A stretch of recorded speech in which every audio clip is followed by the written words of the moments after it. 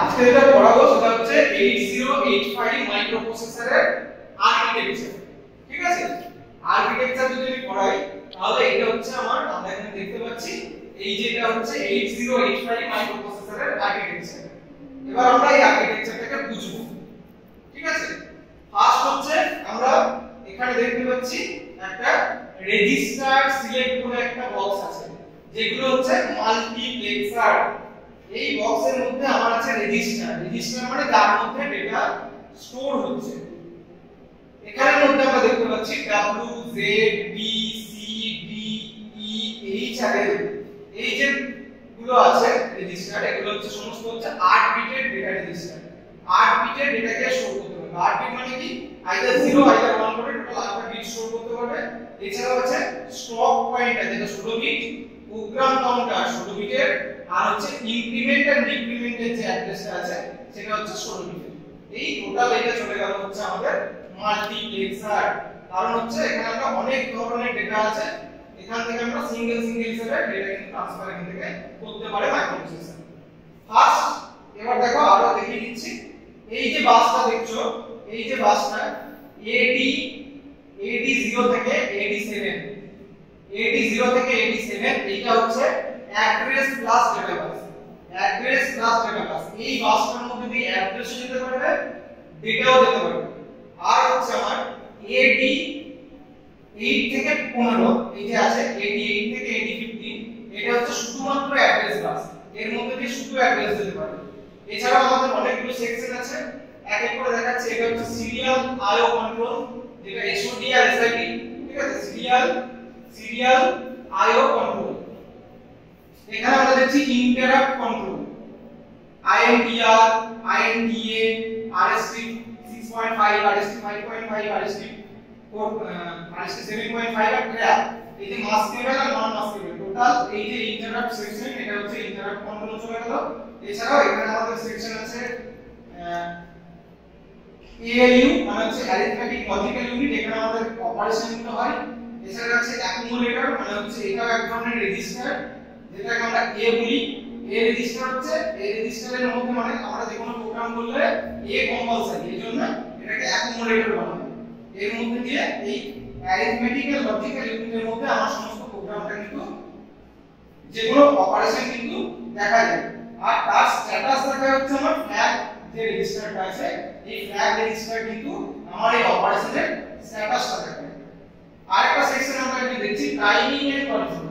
Timing and control হচ্ছে যে কোনো ইনস্ট্রাকশনকে নিয়ে সে মাইক্রোপ্রসেসরকে যে কোনো কাকে কি কাজ করতে হবে সেটা কিন্তু বুঝিয়ে দেবে হচ্ছে এই টাইম এন্ড কন্ট্রোল সার্কিট।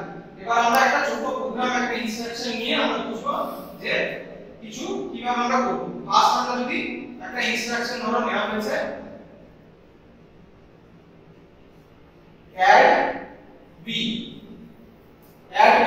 ঠিক আছে, যেমন আমরা দেখানো হয়েছিল add b। এবার আমি ধরো add b করতে বলেছি মাইক্রোপ্রসেসরকে, একটা প্রোগ্রামিং দেওয়া হচ্ছে add b। তাহলে ফার্স্ট এই ইনস্ট্রাকশনটা, এই ইনস্ট্রাকশনটা হচ্ছে, এই ইনস্ট্রাকশনটা যাবে হচ্ছে আমার প্রোগ্রাম কাউন্টারের কাছে। প্রোগ্রাম কাউন্টার কি করবে, প্রোগ্রাম কাউন্টার সেই ইনস্ট্রাকশনটাকে নেবে, ইনস্ট্রাকশনটা নিয়ে ইনস্ট্রাকশন কোন বাস, ইনস্ট্রাকশন হচ্ছে অ্যাড্রেস বাসের মধ্যে দিয়ে, এইভাবে অ্যাড্রেস বাসের মধ্যে দিয়ে ও অ্যাড্রেস কিন্তু যাচ্ছে, গিয়ে পরে কোথায় যাবে, ডাইরেক্ট চলে যাবে হচ্ছে ইনস্ট্রাকশন রেজিস্টার।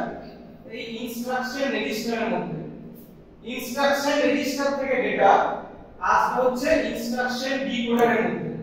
দেখো ডিকোডার কি, আমি ওকে ইনস্ট্রাকশন দিয়েছি add b, ইনস্ট্রাকশন দিয়েছি add b, কিন্তু কম্পিউটার বোঝে কি আইদার 0 আইদার 1, তাহলে তাকে ডিকোড করতে হবে। ডিকোড করবে হচ্ছে ইনস্ট্রাকশন ডিকোডার।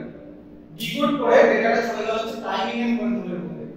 টাইমিং কন্ট্রোল কি করবে, টাইমিং কন্ট্রোল কি করতে বলেছে সেটা বোঝার পরে আমাদেরকে ইনস্ট্রাকশনগুলোকে কাকে কি করতে হবে, কাকে অ্যাকুমুলেটরের মধ্যে কি ডেটা যাবে বা আমার অ্যারিথমেটিক লজিক্যাল ইউনিটের মধ্যে কি ডেটা যাবে সেটা কিন্তু সিলেক্ট করে দেবে হচ্ছে টাইমিং এন্ড কন্ট্রোল। এই টাইমিং এন্ড কন্ট্রোল সার্কিটকে মাইক্রোপ্রসেসরের ব্রেন বলা হয়। ঠিক আছে, আমাদের যেমন ব্রেন নিজস্ব কন্ট্রোল করে, তাহলে আমি অ্যাড করতে বলেছি। এবার দেখো আমি অ্যাড করতে বলেছি বি। এখানে একটা কমন জিনিস হচ্ছে অ্যাড বি মানে হচ্ছে আমার আমি অ্যাড করতে বলছি a এর সাথে b কে অ্যাড করতে বলছি, কারণ একটা কমন ফ্যাক্টর অ্যাড b যখন আমি লিখছি তার মানে আমার a তে কোনো একটা ডেটা আছে, সেই ডেটার সাথে আমি b কে যোগ করতে বলছি, মানে a হচ্ছে প্রতিটা অপারেশনের জন্য কম্পালসরি। তাহলে a আর b এই দুটো ডেটা আমার যোগ হচ্ছে, সেটা স্টোর হচ্ছে কি আবার a এর মধ্যে। তাহলে আমি একটা एग्जांपल নিচ্ছি, আমি ধরো 2 নিয়েছি a এর মধ্যে আর b এর মধ্যে নিয়েছি 3। তাহলে এই 2 আর 3 দেখো এই b এখানে আছে, b এর মধ্যে নিয়েছি আমি 2, b এর মধ্যে নিয়েছি আমি 3 আর a এর মধ্যে আমি নিয়েছি 2, তাই তো? এবার b থেকে ডেটা কি হচ্ছে, b থেকে ডেটা এই অ্যাড্রেস বাসের মাধ্যমে ডেটা বাসের মাধ্যমে এসে ডাইরেক্ট ডেটা বাসের মাধ্যমে ডেটা আসছে, এসে পড়ে আমার এখানে যে টেম্পোরারি রেজিস্টার আছে এখানে স্টোর হচ্ছে। b এর ডেটাটা টেম্পোরারি রেজিস্টারের মধ্যে এসে স্টোর হয়ে এখানে স্টোর হয়ে গেল। এখন অ্যাকুমুলেটরে যে ডেটাটা আছে সে প্রথমেই চলে যেতে হচ্ছে অ্যারিথমেটিক লজিক্যাল ইউনিটের ফার্স্ট ফাংশন, এখানে 2 চলে গেল, আর আমার এই যে টেম্পোরারি রেজিস্টার b থেকে এসেছিল সেটা চলে গেল এই 3 এর কাছে। এবার অ্যারিথমেটিক লজিক্যাল ইউনিটে অলরেডি ইনস্ট্রাকশন দেওয়া আছে, আমার timing control circuit already instruction দিয়ে রেখেছে যে আমাকে কি করতে হবে, অ্যাড করতে হবে, এই দুটো নাম্বারকে অ্যাড করতে হবে। তাহলে এখন ও কি করলো, অ্যারিথমেটিক লজিক্যাল ইউনিট দুটোকে অ্যাড করে দিল, 3 2 যোগ করে হলো আমার 5। এই 5 যেটা হলো সেই 5টা কার মধ্যে স্টোর হবে, অ্যাকুমুলেটরের মধ্যে স্টোর হবে, মানে এই 5টা আবার এই দিক দিয়ে আসলো এসে পড়ে আবার এখানে অ্যাকুমুলেটরে স্টোর হয়ে গেল। এখন অ্যাকুমুলেটরে কত ডেটা হলো, এখন অ্যাকুমুলেটরে টোটাল ডেটা হলো 5।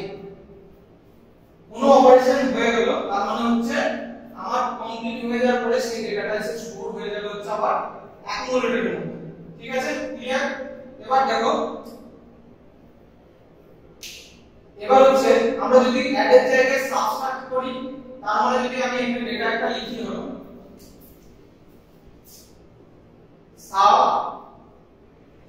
b, তার মানে কি সাবট্রাক্ট করতে বলছি b কে, সাবট্রাক্ট করতে বলছি b কে কার থেকে, a এর থেকে। তার মানে a তে একটা ডেটা আছে, সেই a এর ডেটার সাথে b এর ডেটাকে সাবট্রাক্ট করতে বলছি, a minus b is equal to যা বেরোবে সেইটা কোথায় স্টোর হবে, অ্যাকুমুলেটরের মধ্যে, মানে আবার a এর মধ্যে স্টোর হবে। ক্লিয়ার?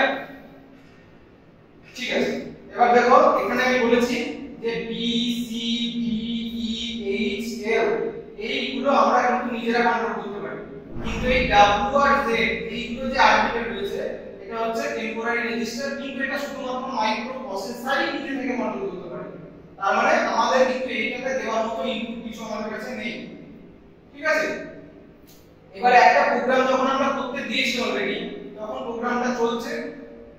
এবার মাইক্রোপ্রসেসর হচ্ছে একটা স্মার্ট ডিভাইস, স্মার্ট চিপ, তাহলে কি করবে, সে নেক্সট প্রসেসের জন্য আমার কিন্তু প্রোগ্রাম আবার নিতে শুরু করে দেবে, একটা অপারেশন হতে হতে আরেকটা নিতে শুরু করে দেবে। তখন এই যে প্রোগ্রাম কাউন্টারে ইনক্রিমেন্ট বা ডিক্রিমেন্ট করে আমার নেক্সট ইনস্ট্রাকশন কিন্তু আবার এখান থেকে যেতে শুরু করে দেবে, আবার সেই ডেটা বাসের মধ্যে দিয়ে যেতে শুরু করে দেবে এবং দিয়ে কিন্তু অপারেশনটা পুরোপুরি কমপ্লিট করবে। হলো, এটা চলে গেল একটা প্রোগ্রাম। এবার হচ্ছে আরেকটা জিনিস বাদ দিয়েছিল আমাদের, সেটা হচ্ছে ফ্লিপ ফ্লপ। ফ্লিপ ফ্লপ হচ্ছে এই যে অ্যারিথমেটিকটা বা কোনো একটা অপারেশন আমরা করেছি, সেই অপারেশনের স্ট্যাটাস দেখাবে। স্ট্যাটাস মানে কি, ফ্ল্যাগ ফ্লিপ ফ্লপ হচ্ছে স্ট্যাটাস বলতে, ফ্লিপ ফ্লপ হচ্ছে অনেকগুলো পার্টে বিভক্ত থাকে, যেমন হচ্ছে সাইন, যেমন হচ্ছে ক্যারি। আমরা ধরো একটা অপারেশন করছি 3 আর 2, এই দুটো যোগ থেকে যদি আমাদের কোনো ক্যারি থেকে থাকে তাহলে ফ্ল্যাগ দেখাবে সেখানে ক্যারি আছে, যদি না থেকে থাকে ফ্ল্যাগ দেখাবে না। যদি পজিটিভ হয় তাহলে সাইন হয় তো পজিটিভ দেখাবে, নেগেটিভ হলে নেগেটিভ দেখাবে। এই যে কোন একটা ডেটা আমার অপারেশন হয়েছে তার ডেটা স্টোর হচ্ছে অ্যাকুমুলেটরে, তার স্ট্যাটাস দেখাচ্ছে হচ্ছে ফ্ল্যাগ ফ্লিপ ফ্লপ। ঠিক আছে, তো হয়ে গেছে আমার টোটাল জিনিসটা। এখানে পাওয়ার কত, পাওয়ার হচ্ছে +5 ভোল্ট, একটা সাপ্লাই আছে আর একটা হচ্ছে গ্রাউন্ড। ঠিক আছে, আর এখানের মধ্যে যে আমার ইন্টারাপ্ট কন্ট্রোল আসছে, ওখানে সিরিয়াল কন্ট্রোল আসছে, এই হয়ে গেল আমার টোটাল 8085 এর আর্কিটেকচার। ঠিক আছে।